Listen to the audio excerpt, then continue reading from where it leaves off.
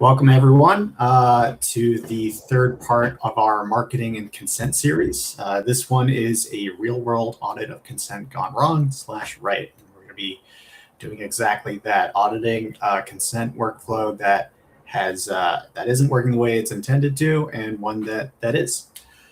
A couple of housekeeping announcements before we get into the content today. So you'll notice that there is a chat window on the right side of your screen. Feel free to add anything in there or say hello or anything along those lines. There's also a Q&A tab there that you can click into. If you have any questions over the course of the presentation, feel free to drop them in there. We'll try to save around 10 minutes or so at the end to go through those. And then before I hand things over to our speakers today, I just wanted to let you all know that there will be a copy of this of these slides and a recording of the presentation that will be shared after the webinar.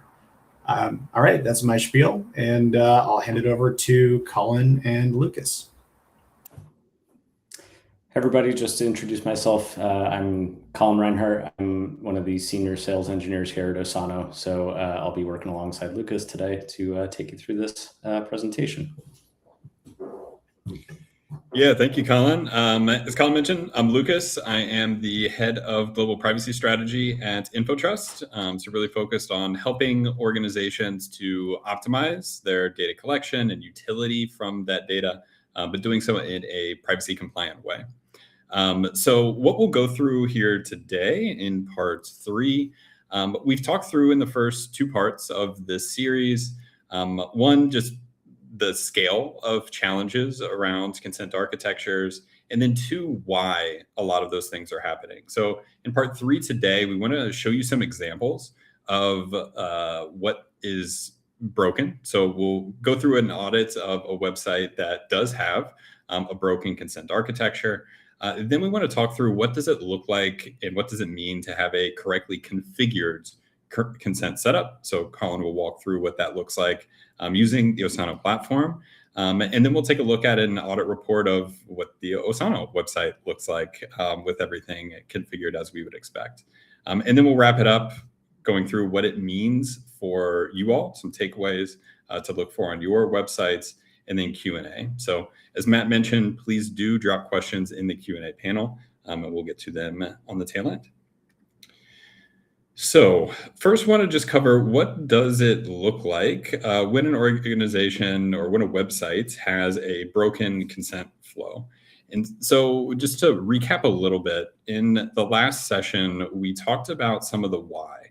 So why is it that websites have broken consent architectures? So first, what it means is that tags such as targeting and advertising continue to load and continue to execute and collect personal information even after a user has opted out.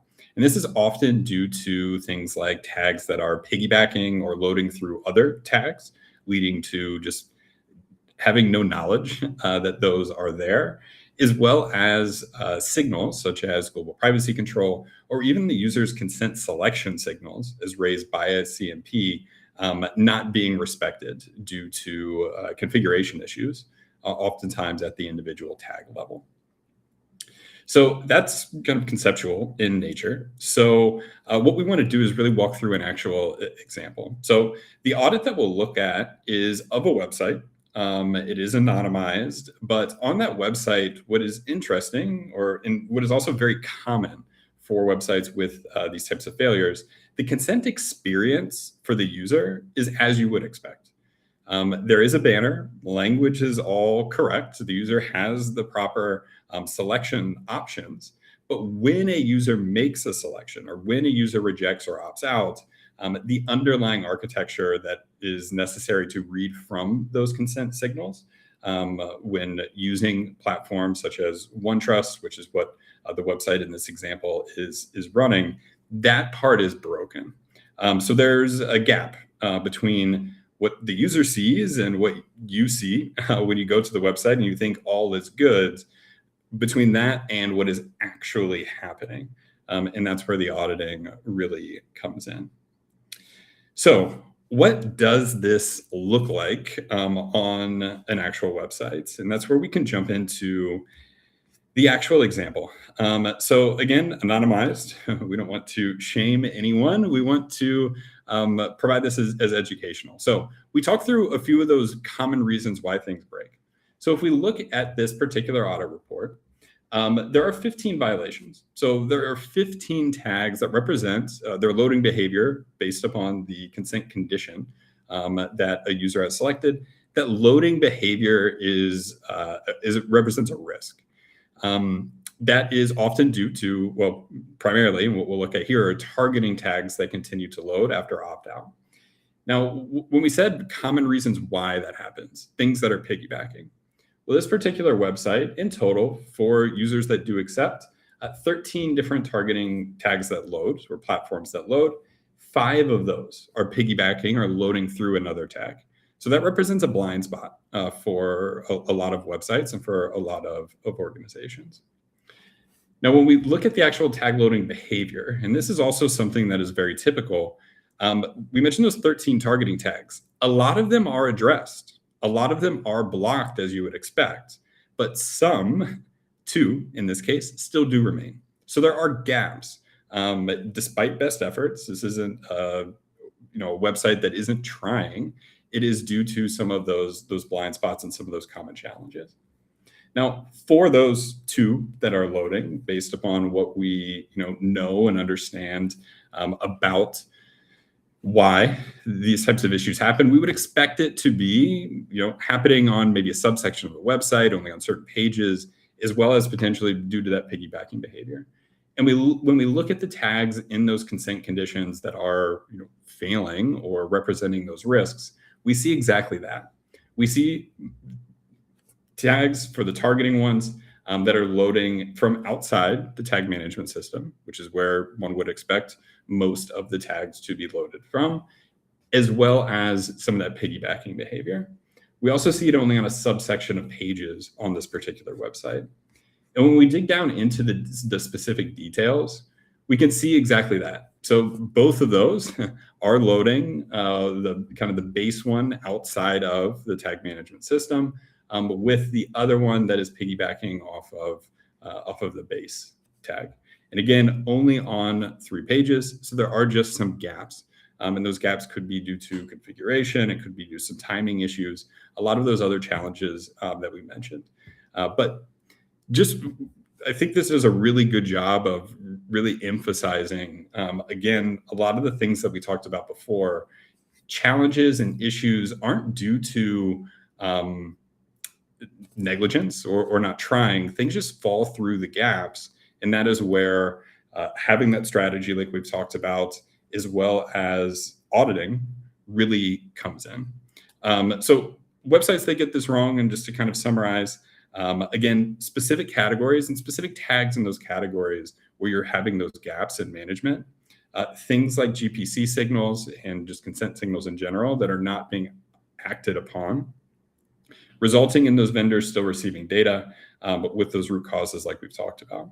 So the way to address this is through a valid and a solid foundational setup. And that is where Colin can really fill us in on exactly what that looks like. Great. So yeah, we're going to take a look at the implementation of Osano in this case, and look at it from the site visitor's experience. And then we'll take a look at what that looks like on the back end of your CMP to ensure that as you go through that audit and make sure your technology is working, are you respecting those consent parameters? And can you audit that trail of consent for that user? So let me pull up my screen. Great. So we're going to navigate to osano.com.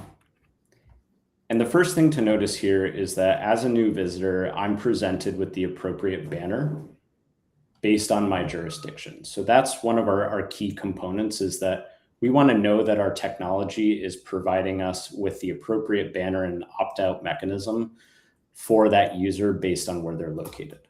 So I'm being presented with an accept, a deny, and even a manage preferences button because I'm located in California in this case. But as Lucas mentioned, we also really want to ensure that we are honoring those GPC signals and those universal opt-out mechanisms. And that's exactly how we are relying on this technology, again, to not only listen for and respect those signals, but to also indicate to the user that we have done so. So we're providing this option. We're making it as explicitly obvious that we can see that they are choosing to opt out of certain categories. And then as the user, I can go ahead and deny those non-essential items even further and say that I'm choosing to opt out of all of those categories. So now I'm expecting this website and the technology to behind it to really respect those choices.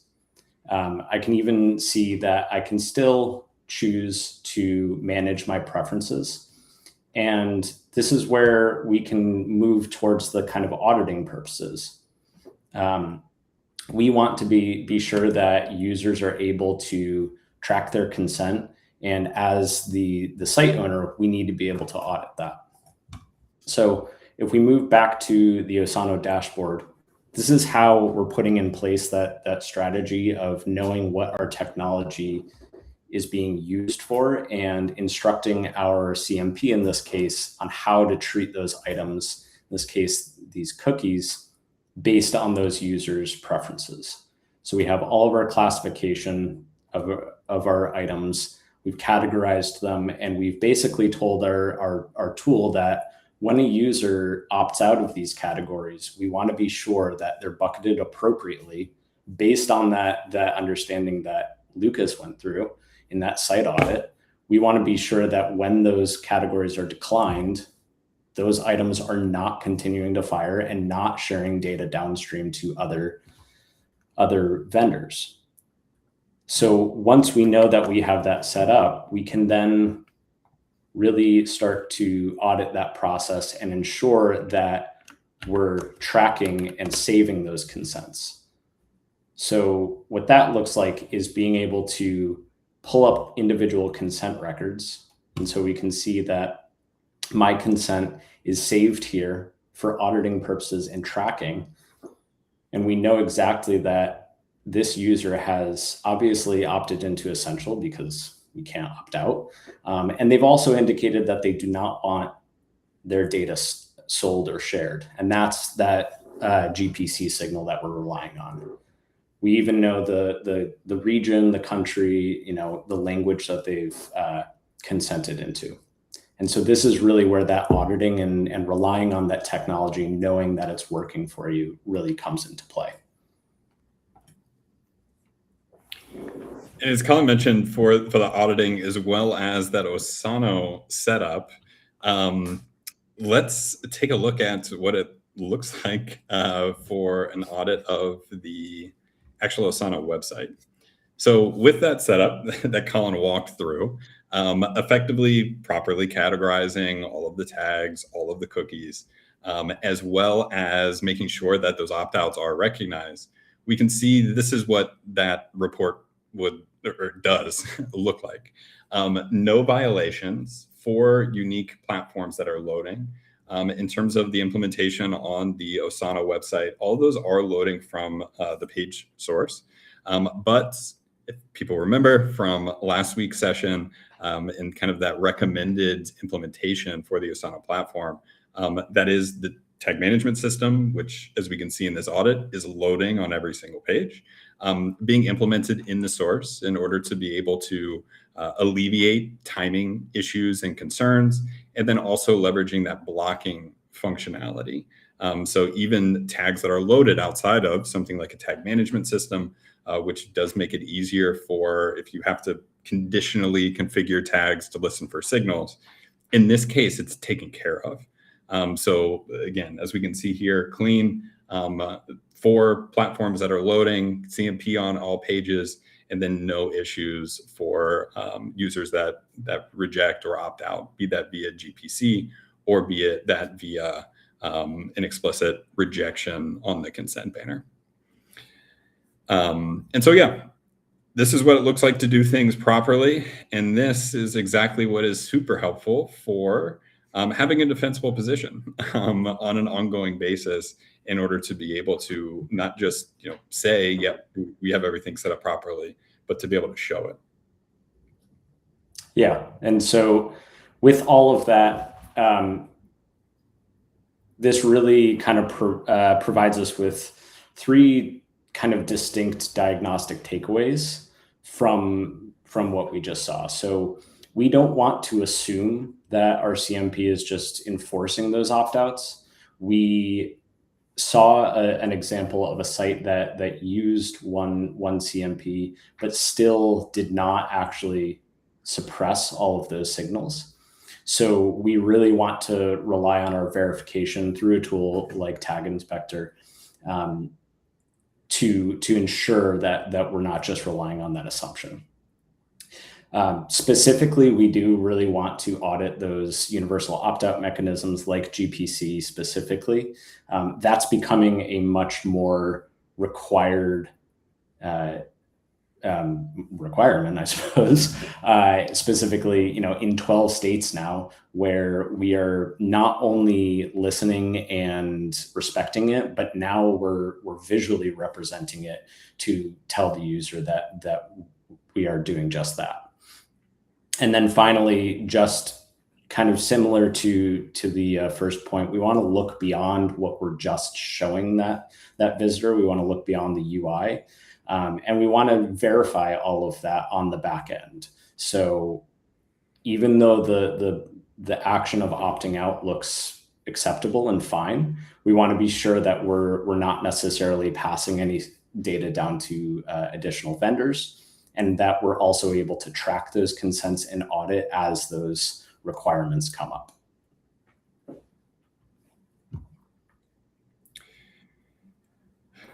Wonderful. Oh, welcome back, Matt. Hello again. I promised I'd be back. Here I am. Thank you, Lucas and Colin, for walking us through all that. I think it's super valuable to see what these things look like on the back end without having to hop onto like a sales pitch or anything like that. It's tough to know what these tools look like if you don't live and work with them every day, or if you're not from Osano or InfoTrust. So we have some time for Q&A. I can see some folks have added in questions to the Q&A tab. If you just joined us, I just want to direct your attention to the Q&A tab on the right side of your screen. It's sort of where the chat is. And feel free to add anything in there as we kind of work through these. But we've got a few in the queue already. So let's get started. We had an attendee ask about the change on client-side cookies from opt-out to opt-in, or supposedly vice versa, right? So what does a working consent change look like for the cookies that have already been loaded into the browser if a user changes their consent preference? Yeah, I can jump in there from the Osano side. So we treat that specifically by blocking that mechanism of the tag specifically and that network call for the tag. So we essentially stop that passive information from the data that cookie is holding to that downstream vendor or advertiser via the appropriate tag explicitly. So you do have the option to also do things like delete from local storage and things like that. But most importantly, it's kind of getting rid of that network action to make sure that nothing is happening downstream. And I can jump into maybe try to explain a couple of those concepts that Colin mentioned. So a cookie is, it's just text that is stored in the browser. So think of it in that particular way. So a cookie itself in the browser is not actually sending any information to any kind of a third party. It's just being used to store that information there for later reference. So when that user is opted in and a cookie is set, say with a user identifier of theirs, which is very common, by tags, which are the actual platforms, the scripts that run on the page. So when that user then is in that opt-out state, while that cookie remains in the browser, those requests or network activity that Colin was mentioning, what is being blocked is the tag. So the script never executes, and therefore that cookie can never be referenced, that cookie cannot be updated, and that cookie, the information that's in that cookie cannot be grabbed to be sent to the third party. So while that cookie remains, in an EU context, you are no longer accessing the user's terminal device from the perspective of, or when that tag is blocked, as well as from a US perspective, you are no longer collecting or processing that personal information that is maybe stored in that cookie following that opt-out. So yeah, I get a ton of questions about that. Like, what do we have to do with the cookies? In most cases, nothing. You just need to stop referencing them, updating them, or collecting any information from them. And that is done via that blocking mechanism that Colin mentioned. Perfect. Okay, we have another user ask about our favorite topic, which is the California Invasion of Privacy Act and how this all kind of applies to that, right? So how do consent management platforms like Osano, support with the consent standards required by SEPA? Lots of companies are kind of feeling the pain from demand letter lawsuits, or lawsuit demand letters. So curious about your responses there. From the Osano's perspective, partially it's exactly what you saw. So ensuring that we are providing an explicit opt-in or out option for the user rather than relying on something like an implied consent. So prior to anything firing that could fall under SEPA, we want to be sure that we are allowing that user to opt in or out. In addition to that, ensuring that you are relying on those GPC signals to opt that user out of targeted advertising specifically, but also opting them into the do not sell or share framework. We also do have some additional kind of features within the platform, but within the context of CMP specifically, that's what we would kind of rely on. Yeah, and from the consent strategy perspective, what makes SEPA so difficult is the lack of clear obligations or requirements, as well as guidance. So as Colin mentioned, you can still take an opt-out approach for those California users, even in light of SEPA, that does introduce a little bit more risk, or introduce that pure opt-in approach, which for all the marketers here, obviously that has an impact on the information or the volume of data that can be collected. So obviously, yes, define that, enforce that with the CMP. But what is super important is understanding everything that is loading to make sure that you're properly categorizing and disclosing, even if that means for some organizations disclosing things uniquely that have been cited in past, like wiretapping lawsuits or challenges under SEPA. And then outside of that, managing everything, auditing to make sure that you're doing what you're saying for that monitoring. And then for all of us, hoping that the California legislature finally passes the bill that they've been talking about for the past year to update and clarify SEPA for the modern digital age. Yeah, lots of pain from SEPA litigants, unfortunately. If you're kind of curious about learning more about that topic, Osano did a webinar on SEPA earlier in the year, so you can find that at osano.com/resources or on our YouTube page, and we get into detail there. It's really there's a good chunk of stuff to unpack with SEPA lawsuits, so I can't get into it all here today. Okay, we had another attendee ask about whether they can use web browser dev tools to manually confirm if consent configurations are working. And I guess to kind of expand that out, are there other free or simple or straightforward ways to audit this essentially? Yeah, I think I can take that. So in a comprehensive manner, what we use is the Tag Inspector platform. So that's what we saw today in those audits. We use that to verify implementations like Osano implementations that we do with many of the organizations that we work with. And then also to use that to audit in a monitoring program. So you always have that documented evidence of everything being set up properly.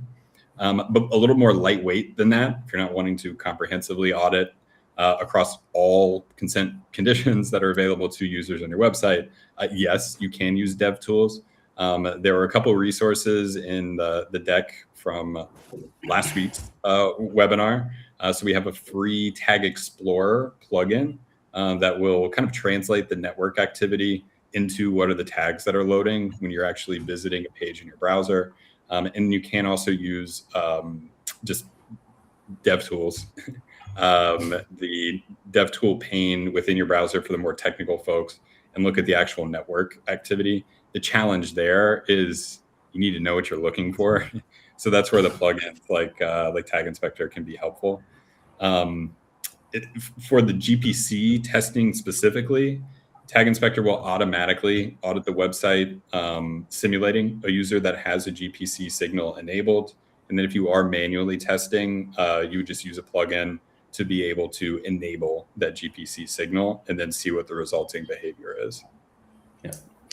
And just to add to that, from the Osano side, we do have our feature compliance check, which does something similar in that it runs an audit based on the implementation specifically of Osano in this case to ensure things like is there a banner in place? Are the options weighted the same? But also, is GPC being respected? Is it visually represented to ensure compliance? So a couple of tools there that can accomplish really all of that. Perfect. Okay, well, we have an attendee who, excuse me, has mentioned that he's inherited his company's Osano implementation / instance, and he's curious about if there's any good resources for him to review to get up to speed. So, Colin, I'm going to throw that your way. Yeah, so as an existing Osano customer, you have a customer success manager that we can certainly put you in contact with to assist. But more importantly, we do have a number of implementation and getting started guides that will walk you through really from kind of start to finish of getting up to speed on the platform itself, but really implementing from 0 to kind of 100. I would recommend, navigating to docs.osano.com. All of our resources are there and available for really anybody with or without an Osano account. So if you do just want to kind of explore and learn more about the product, that would be a really great use. Additionally, support@osano.com is your best friend. Absolutely. Okay, well, I think we have time for one more question here, and I believe I can just answer it myself here.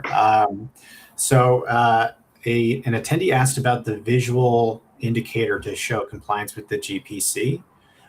That is specifically a California requirement that you display an icon that indicates you've processed a universal opt-out signal. So the idea there is that the GPC is invisible, right? It happens in the browser. The user sets their preference, and then the CMP or your website in general is supposed to honor and accept those on the back end so that they don't have to interact with 1,000 different cookie banners. That icon lets them know that you've gotten their opt-out signal, and any CMP worth its salt is going to have something like that. Colin, Lucas, any color you want to add to that in the next few seconds here? Just to underscore the point, absolutely, requirements display that to the user so they know that it's being respected, but do what you say. Make sure what we talked about earlier, that tags, depending upon that CMP implementation, are also configured to respect that signal from the CMP that user has opted out. So yes, very important there as well. Yeah, and the 12 states we referred to earlier, those are states with active GPC requirements in general. So just to clarify that. Okay, well, that's the end of our time today. So thank you all for joining. Thank you, Colin and Lucas, for sharing us your audits and your consent workflows and showing the back end of Osano and everything like that. Feel free to reach out to us either to book time with InfoTrust or to schedule a demo of Osano, or if you're an existing Osano user, to reach out to your CSM to talk through how to make better use of the platform. And yeah, I hope you all have a good day.